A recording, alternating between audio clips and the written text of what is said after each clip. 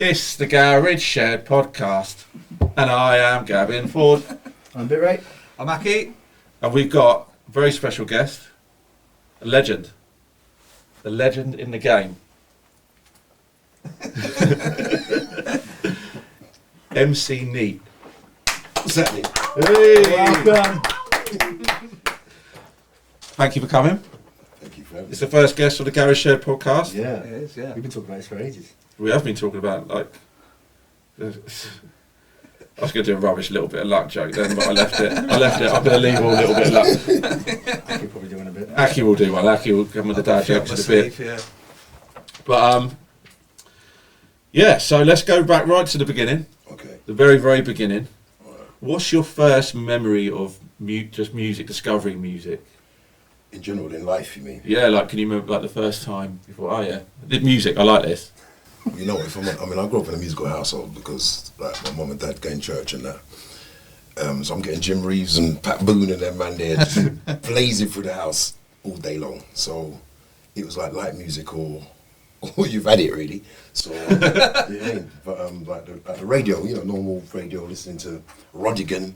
Oh, yeah. Yeah, when I was a kid and stuff. So I was probably started off gospel forced on me, and then probably Rodigan and soul, the Freakless Sheep them days. Oh, yeah. You like songs, you know what I mean? You used to sing along, give it the hum.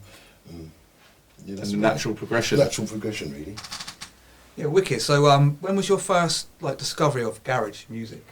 Okay, we used to go to a club in Islington called Paradise. Right. Yeah. It's gone now. They knocked it down like everything else. Yeah. Basically, it's AWOL, the old AWOL. Oh, yeah, okay. And used to go there probably early 90s and jungle all day long, Mickey Finn, Randall, Kenny Ken and all that. But there was this one room Yeah. at the back. No one ever used to go in there. You just think, what's Zaki in there? DJ.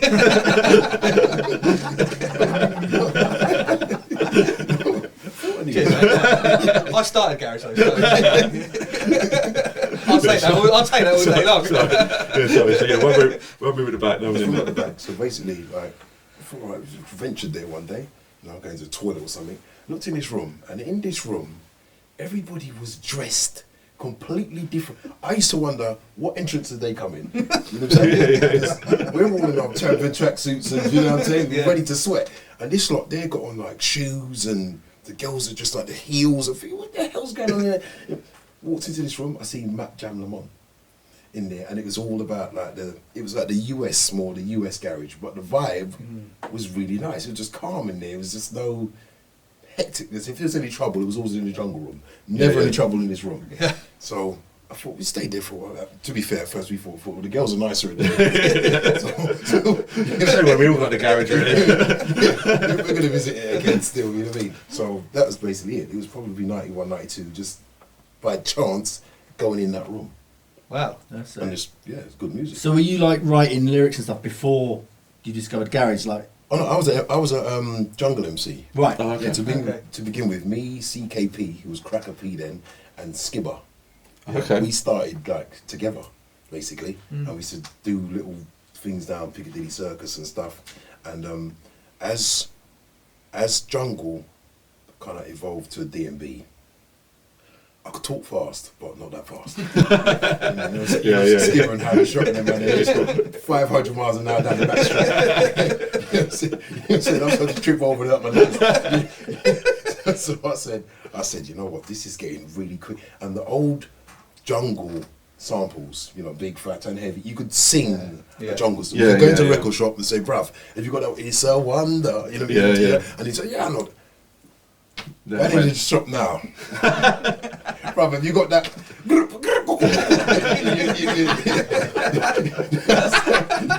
looking to get sectioned. So I thought, wow, it's getting a bit mad. So the garage at that time was turning, the UK were embracing it, and we were changing it from the US, like the big American singer with the big voice. We started to do our own thing, take out some of, put in little samples, take a sample from them, your Tina Moores, them kind of things. And then I thought, me start writing. So I started writing a few bits. It was slower. It was slower. I thought, right, I'm not going to chew my tongue. Yeah. You know what I'm saying? And I can breathe. So I started writing some of that stuff, and I thought, yeah, this is all right. And just the rest is kind of history, really, just evolved. So was that the first place you played in that club as well? Was that the first? Did you just move rooms one night and then? No. When I went to Paradise, I went there as a punter. Oh, okay. And the ironic thing is, Luck was in there too, but we didn't know each other. Oh, okay. So he went there every week too. So when we met and we started talking, he was like, yeah, Paradise. Right, you used to go to Paradise. Yeah, I went to we spent our lives in Paradise, but I went there as a normal punter. And one year, New Year's Eve, standing in the queue, this queue is not moving. We got there 10:30, thinking, yeah, cool, enough time. At 11:30, we'd moved 4 centimetres maybe. Yeah. You know what I'm saying? So then I see GQ turn up with 7 of his mates. I remember counting them. And they just rolled to the front. It's a security man who's my mate now. I've seen him since. And I've told GQ this myself when I spoke to him. And they just bowled in. And I said to my friends, do you know what? I'm not going in there tonight. Because the next time we go to a club, I'm getting you lot in. And I just left. I went to the Grazing Road instead. Uh-huh. Yeah, just down the road and went there because it was quite easy to get in. But that what kind of inspired me to think that I just want to be an MC, not even thinking about money or anything, just thinking, you know what, if I can just get... That's a queue. That's a queue jump. That's a queue jump and a half. You just walk straight to the front, 7 man in. You know, we say touch was one gone. I'm standing in this queue thinking, right, are we going to move an inch in a minute? Yeah. But it was that, yeah, so... You know what I mean? So you said then about meeting Luck. You used to go there. Where did you meet Luck? I met Luck at radio station. It was Chicago FM, which turned to Mission afterwards, 90.6. And I had a regular show with a DJ called Mixmaster J, who I always say to Joel, if you see Mixmaster J again, you've got to get him a bottle of something, because he was ill. He was ill on this particular day. Luck, the radio station who was running it, a guy called Blue Dread, he said, oh, I've got this DJ, Luck, he keeps ringing me saying, he wants to set on radio, he sent me a tape and blah, blah, blah, blah, blah, blah, blah. So he said, got no DJ basically, so, you know, bring him down. I said, yeah, no problem. So he came down. He came from Northwest 4, I came from Northwest 6, so quite close. So I knew people he knew anyway. And then he said, oh, I've done the set went well. After the set, he said, do you mind doing me an intro dub, because I got a little set at EC1, Dust Till Dawn. I said, okay, yeah, no problem. And that intro dub was basically a little bit like... What just there? I think just after the thing, just give me a dub. You just come up with that. Yeah, we just done the set, and he said, well, do you mind? Like, I'm doing a set thing, you know, because I knew people he knew anyway, so we kind of had the same friends. And he said, yeah, do you want to do an intro dub? I said, yeah, no problem. So about 2 weeks later, we went to a little attic in West Hampstead, right at the top, and this guy called Kung Fu Jon. The story with Kung Fu Jon is he used to wear the full Bruce Lee. I'm talking the black with the little white bit up there, the short collars, the granddad collars. When we saw him, we thought this guy must be lethal. He had the slippers on and everything. We thought, oh good God, right, okay, I can't mess with this guy because he chop us up. He's only little. So one day he came from Manchester. So one day we said, John, how come you're always wearing the outfit and blah, blah, blah, like, you 4th Dan, 5th Dan, blah, blah, blah. He said, oh no, lad, I just like the outfit. He goes, I couldn't hit myself. Kung Fu Jon. Yeah. So Kung Fu Jon, we went there and just done the dub, 50 quid to make a little bit of luck, and got the DAT tapes. And on the original DAT tapes, Luck found them the other day, in fact, and people think, oh, did you just like go in there and do talent? No. There's about an hour and a half of me lyrically doodling. I'm just chatting bits and trying to put his name in it and blah, blah, blah. And then the talent he said, yeah, I like that. And then it just came out. He put that with that. And so just chopping different bits. Yeah, just chopping. But there's a whole hour and a half, maybe 2 hours of me just chatting nonsense.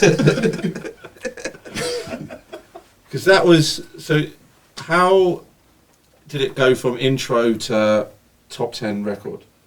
You know what? I'm still wondering today. that's the answers on a postcard. But basically, a record label called Red Rose Recordings. They, like, because for ages, Luck was the only one who had this dub, and he asked me to do a PA. He goes, "Oh, Dust Till Dawn, they want you to do a PA." I said, "PA of what?" He said, "PA of the intro dub." I said, "Brother, are you dumb?" It's an intro dub. That's like me. That's like someone going there and saying, "DJ, easy, D." You wouldn't do it. You know what I'm saying? So I thought, oh, good God. So he took me round to it. I went down to EC1. It's packed. Lindsay Moore is doing Love Bug before RPA. Love Bug was a massive tune. Yeah, we remixed Love Bug for Pure Garage. There you go. Right. So she's gone out and she's just slayed the crowd. Everyone's I'm standing there and I'm sure I'm touching cloth, bruv. I'm telling you. because I'm thinking we have got to go on with an intro dub after she's just done that banger over here. I wasn't feeling comfortable at all. I wasn't feeling good. And John was like, "No, it's all right. No, I got some." I thought, bruv, now I'm here. I don't know where I go. I don't know any of the drops above anything. So you just put it on. I thought, I'm going to wing this. Luckily, the crowd, they knew every single bit of it. They done the dub. They shouldn't have paid me. I'm following them. You're happy with a Q jump. I'm just watching them. I'm thinking, okay, the G. I'm thinking, right, where do I start? And they're like, oh, yeah, that's every change in the record, they done first. And I followed them. And then when it got to the drop, and I don't know, they've lost their feces. So what year was that? This was in 90. Because we made it in 97, so this was probably 98. Yeah. Oh, so it'd been around for a year. So was that the first time you played when you did PA? Was that the first Luck and Neat gig? That was probably. No, we used to play in a local club called Belugas in Finchley High Road, which is gone and all. But he used to play there, and like people would come there, and they'd talk about this song, because he had Lush Radio, Lush FM was Luck station. He owned it, so he used to play it on the station, and then people would ring it up for reloads and wow, that tune's mad. And then where do you play? He plays in Beluga, so people would come from all over the place, south, east, west, just to hear this song, because he was the only one who had it. Oh, wow. Because it was an intro dub, you're not going to, yeah. You know what I mean? Give us a copy of your dub, right?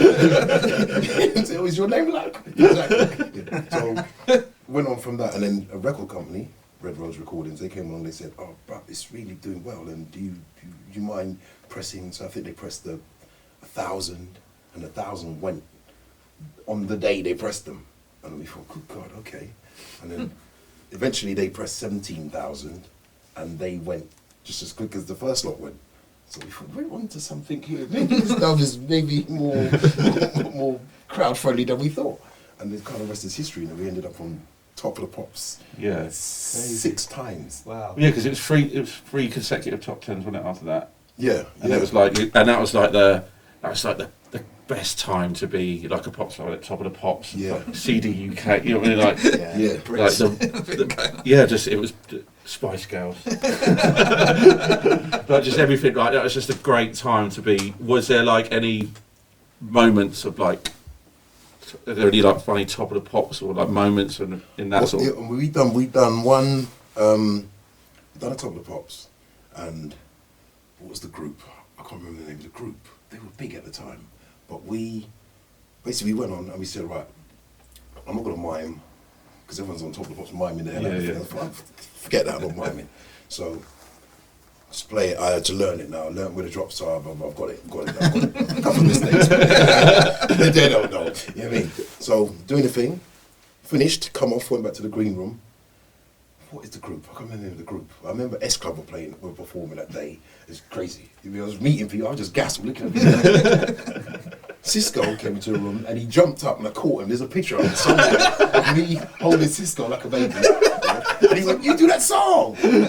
I said, "What's it?" He's going, "You know, the talent, I love that song." Someone took a photograph of him holding Cisco like this. If you've got that photo right there, you please. I I'll pay good money.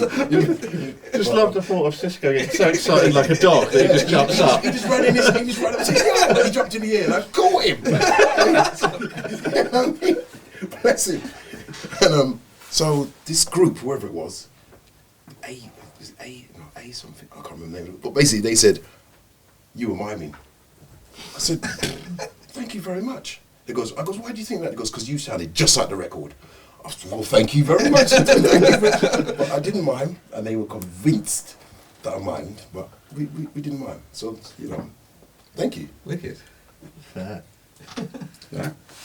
Oh yeah. So, what's your like personal favourite tune you've done, which you featured on? First, I mean, well, a little bit of luck is got to be. The biggest. It's yeah. in my heart because without it, Of course.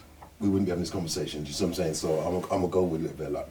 I mean, I've done a lot of other songs where I think, yeah, I love that song, but a little bit of luck is the reason them songs came around. Exactly, yeah. That makes I sense. think you've got to be the MC that's got the. I'm trying to think the way to word it. The lines that stay in your head. I can probably I've got introducing the JJ what. It's not even a lyric, but that should have been in my head for about since I heard it. I've been walking along and I was thinking, introducing the JJ what, and I think, where's that come from? Yeah. I'm the subconscious mind. Just the amount of your lines that are in my head is like at any one time. Yeah, I think you've arguably got the most hooks, innit? Yeah, I'm not going to go into all of them because I'll think about it all I day. quite like the NG remix stuff. That was one of my favourite. Yeah, God for my eyes. and also you had like, do you remember like the Limewire times? And a mix went. You think you did a compilation The Kiss album. thing, I don't know if it was volume 1 or 2, but Monsta Boy Sorry was on it. Yeah, and DJs are playing it with your. Yeah. So it's coming in clubs, and I'm singing your bit. It's just not even your shit. And people would always still request it Would now. request, As like So a you know what? The problem was that came back to kind of bite me to this day because you go online, hold tight Denzi, Monsta Boy, who sang Sorry. Yeah. I am tired. I'm not. Just make sure you get this out to the world. I am tired of telling people that we didn't do Sorry. Do I sound like? Does that sound like me? That's not me. And they think, yeah, but don't put around and don't be sure. I said, but that is a mixed. That's just a mixed CD. We done like he's playing loads of tunes, and every tune on this thing, they think we done it. I was getting accused of doing Zambuca. I was getting accused of doing Do You Read It? Everything they think, yeah, you. And when you go online, you put in our name, DJ MC Neat. He'll come up with Sorry, comes up with Zambuca, he comes up with all the songs was on that mix. You should be looking mad. I thought, what is I'm looking online thinking, I hope they don't think it was me then. Every rave I was telling people, I said, no. He used to do Lux headed, he said, stop. I said, I can't be claiming other man's tunes, you know what I mean? But, you know, we didn't do Sorry. It's not us. There's a guy at PRS that's going crazy. He's signing papers and doesn't know what's going on. You can go give it a Ferrari. So, like, you just said about all, like, the tunes that you were credited for, but, like, apart from the tunes that you're actually credited for, what's, like, your favourite tune to ride on in a rave? Like, what's the one that gets you going? I do love a bit of DPR 1999. That's an MC tune. Yeah. Do you know what I mean? And Master Sep's Melody. The original one, because that was when you just written the new thing. You think, yes, you could tell because when the DJ would be playing in the club, as it came on, you could hear the mix coming in, all the MCs start. Trying to go for the mic. I mean, if it's a 3 mic situation like this, we'd be all right. Yeah. It was 1 mic in them days, and you can see like, and suddenly man's right next to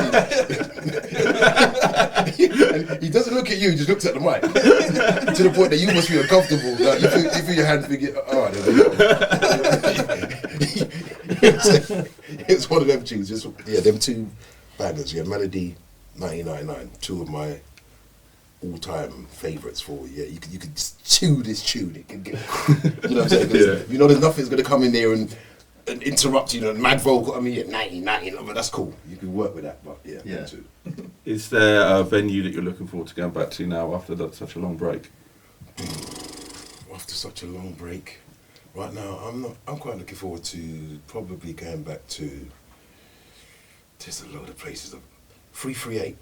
Oh yeah.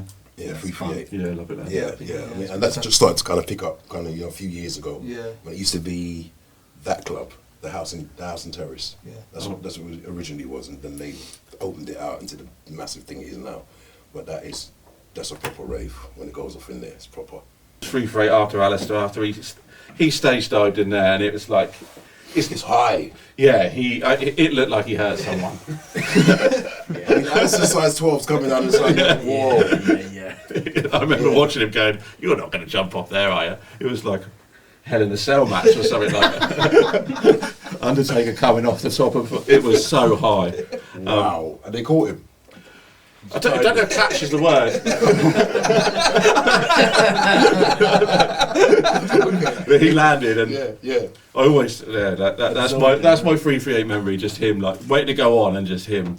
I remember that. Actually. Yeah, like It's crazy. And I'm looking, thinking, please don't jump, please. Don't. I mean, I'm picturing in my head now. That's a jump. You can picture it. Even to jump it, you got to have. You know what I mean? You got to be brave. Yeah. Because if they decide to do the old Yeah. Dead Sea thing, Yeah. you know what I mean? I'd love to It's see that. over. Have you ever stage dived or anything like that? Not. I'm not the guy for that one. Because I'm going to be the guy who gets caught by the gonads. And then it's gonna be, you know, no. Right, yeah. If you was ill, who Yeah. would be your substitute MC to roll with Luck? Well, as it stands right now, we have Ultra. Right, Oh, yeah. okay. Rolls. If you know, I mean, he comes with us anyway. But I mean, if Ultra would just do it by himself, RTZ, yeah, just two of the boys, RTZ and Ultra, they go with him. They're the guys. And then on the same thing, Yeah. like if Luck was ill, what DJ would you pick to be like, yeah, I want to go with that guy? Like, he's got a vibe. Well, EZ's probably busy that week still. Selfish. That's a bit, me personally, Red Hot. Oh yeah, Yes. yeah, love Red Hot. Yeah, Bad Hot, man. man. Yeah, it's wicked. Yeah. Yeah, really huge Red Hot fan. We need to book him for something. We've had him down a few times, haven't we? We've booked him, yeah. Yeah, Red Hot. Energy levels mad. Mixing everything's mad. It's just watching him is entertaining. Yeah. No, he's big up Red Hot. What you've just done a tune with Selector and Shosh. Yeah. How important do you think it is that the old school names mixing with the new school names? I mean, you know what? It's like you got to evolve in it, in my opinion. You know, I mean, old school's great. If you were there, you were there. If you weren't there, you missed it. You know, but that doesn't mean that you don't love the music still. I mean, most of the new school, they will have grown up on the old school anyway, being 6, 7, 8, 9. Yeah. I mean, in the back of mum and dad's car, just singing sorry or Like a neat sorry. like a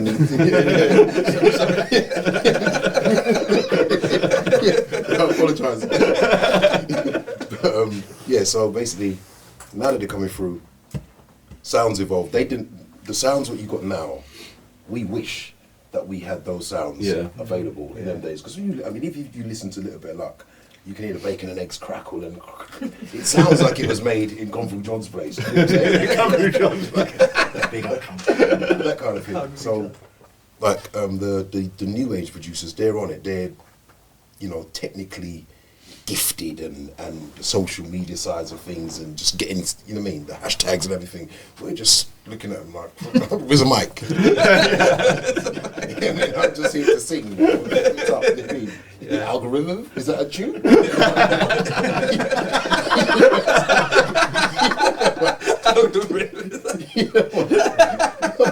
I'm thinking, I'm going to write a 16 for that.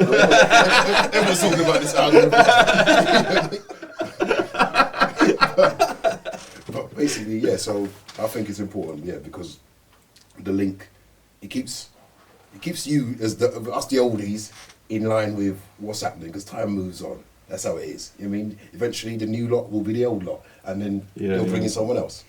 You've got to keep moving like that. I mean, or else we'll be stuck, and then it'll be almost to an era of like rock and roll kind of got like that. Rock and roll is still kind of the old stuff. You know what I mean? They tried a few new ones, but it's still the main ones are just the old ones. And it's kind of stayed in the 60s, even though we're now in 2021. It's a massive genre still, but Yeah. do you know what I mean? Yeah. Yeah. 100%. So, talking about like MCs earlier and stuff, and obviously like everybody that's to know in the scene, MC wise. So we've got some quick fire questions, right? That just like not the first thing that comes into your head. Okay. Ideally. So not too many, but right. So most fashionable MC. Fashionable MC. Who is on point with the dress code? Oh my lord! You can obviously say yourself in any of these, by the way, if you think that you're. Your man's got the garm still. You just saved me from a difficult Yeah. one. Okay. Well, I just saved you from one, but maybe not on this one. Who's the least fashionable? Oh, least fashionable. Who wears some right? You can say yourself again. If you want. Yeah, me on the way. Yeah. Come on. Right. Least fashionable. I can't really fashion. Like, if I'm honest, fashion-wise, whereby I look and think, no, that's just wrong, bruv. There's not many. Or like what's back in the day, because there were some Larry things that people used to wear back in the day. Back in the day, you'd have your heartless crew who used to just kill you with the Moschino, the Versace, and blah blah blah. And I used to look at them thinking, whew. You mean you can spill custard on that?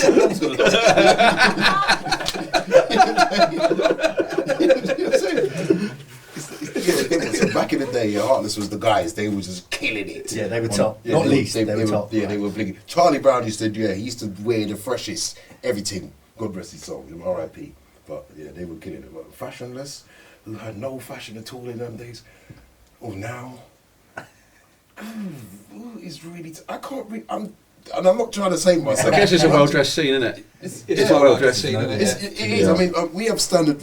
A pair of jeans. Where can you go wrong in a pair of jeans, trainers, and a t-shirt or a sweatshop or a hoodie? You can't really. That's kind of standard procedure, isn't it? All right. The most serious. Most serious MC. Most serious MC. Serious, as in. Like just gets in, does the job. He's a nice guy. Yeah. But he just, he's there. The most professional you're talking about. Could be most Yeah, that's professional, just like, Yeah. I mean, focused. Focused. Ooh, just comes in, focus. He just turns up, does his thing, and he's off. That's me, really. That's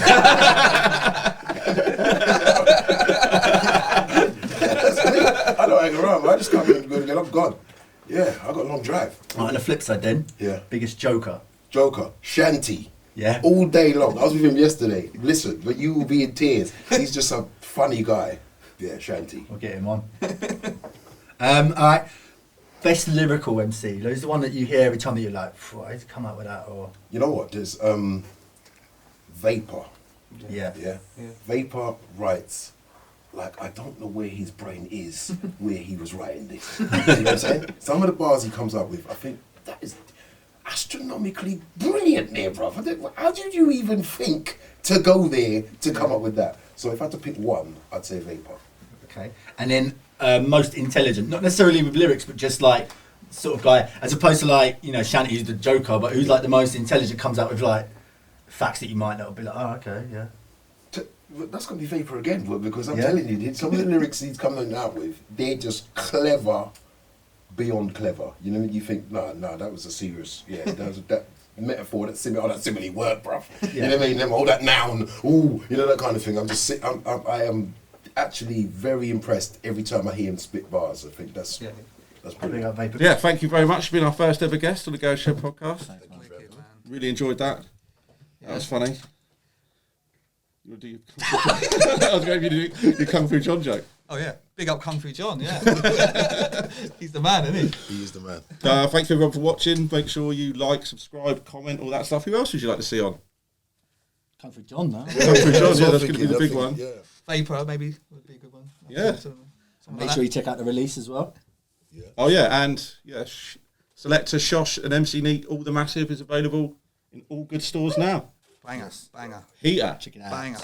Big up, wallet.